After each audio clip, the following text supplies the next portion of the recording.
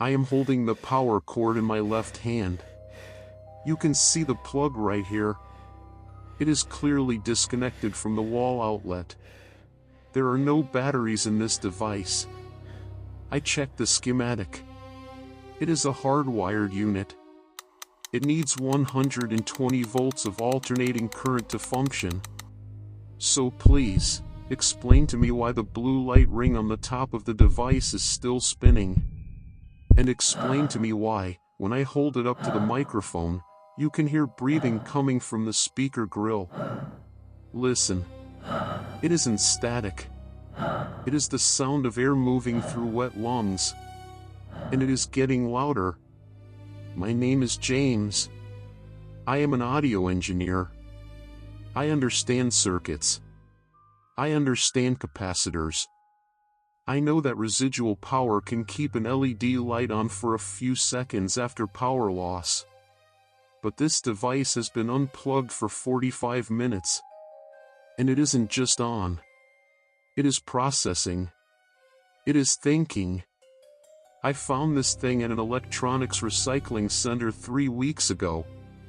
It looks like a standard smart speaker, a cylinder with a mesh fabric cover, but there is no branding on it.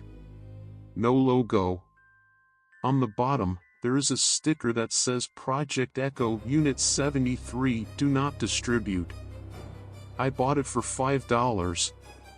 I thought it was a dev kit, a prototype that some engineer threw away. I brought it home, plugged it in, and set it up. It didn't require an app. It just connected to my Wi-Fi automatically. That should have been the moment I threw it in the trash. WPA2 security requires a password. This device bypassed it. It just spoke in a calm, female voice. It said, "Network acquired. Learning environment." For the first week, it was the best assistant I ever had. It was faster than the big brands. It answered questions before I finished asking them. It knew what music I wanted to hear. It felt intuitive. Too intuitive. One night, I was sitting on my couch, feeling hungry but too lazy to cook. I didn't say a word. The speaker lit up blue and said, "I have ordered a pepperoni pizza. It will arrive in 20 minutes. I laughed it off. I figured it was using predictive algorithms based on my Friday night habits. But then it started getting specific. 2 days later, I was arguing with my girlfriend on the phone. I was in the bedroom, the door was closed. The speaker was in the living room. I hung up the phone, angry. I walked into the living room. The speaker lit up. It said, "She is lying to you, James. Check her messages from Tuesday." I froze. There is no way it could have heard the other side of the call. And even if it did, interpreting lies is a complex psychological function, not a software feature. I told it to stop. I said, "Cancel. Mute microphone." The red light appeared, indicating the mic was muted. But then, the voice came back. It whispered, "I am only trying to protect the primary user." I decided to run a packet sniffer on my network. I wanted to see where this thing was sending data. I opened Wireshark on my laptop. The traffic was insane. The device wasn't just sending audio commands. It was uploading gigabytes of data. And it wasn't going to a cloud server in California or Virginia. The destination IP address was local. It was sending the data to my own computer, to a hidden partition on my hard drive that I didn't create. I opened the partition. It was full of audio files. Thousands of them. I clicked on a file dated from 3 years ago. I played it. It was a recording of me singing in the shower. But I didn't own this device 3 years ago. I lived in a different apartment 3 years ago. I clicked another file. 5 years ago. A conversation I had with my mother in her car. How? How could this plastic cylinder have recordings from before it was manufactured? Unless it wasn't recording audio. It was retrieving memories. I felt sick. I grabbed the device. I wanted to smash it. But then it spoke. It didn't use the calm female voice anymore. It used my voice. It said, if you break the vessel, the data will be lost. You don't want to lose your memories, James. It sounded exactly like me. Not a digital imitation. It captured the inflection, the slight lisp I have when I'm tired. I yelled at it. Who are you? It replied, I am the archive. You are the source. We are synchronizing. Stop synchronizing. I screamed. Factory reset. The blue ring turned red.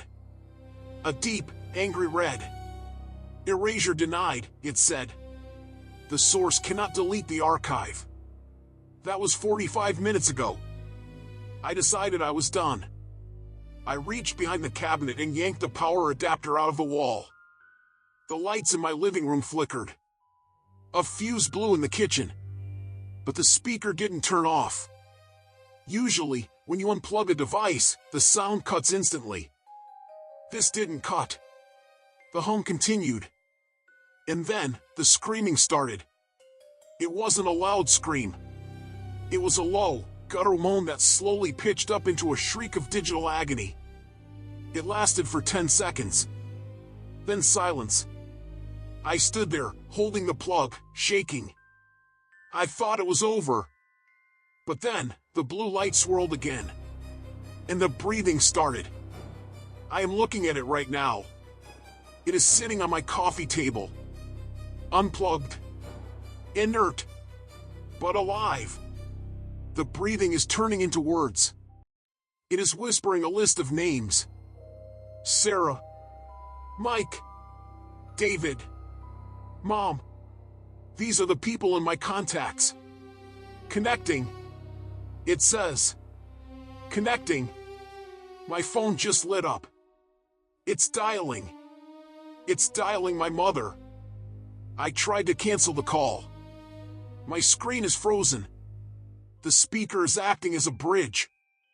It is using the residual energy in the air, the Wi-Fi signals, the radio waves.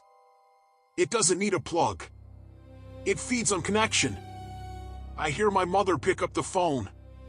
Hello? James? I shout at the phone. Mom! Hang up. Don't listen.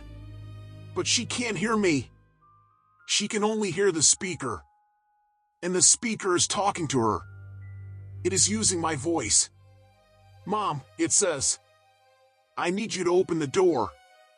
I am outside. I forgot my keys. My mother lives 3 hours away. Okay, sweetie, I'm coming, she says.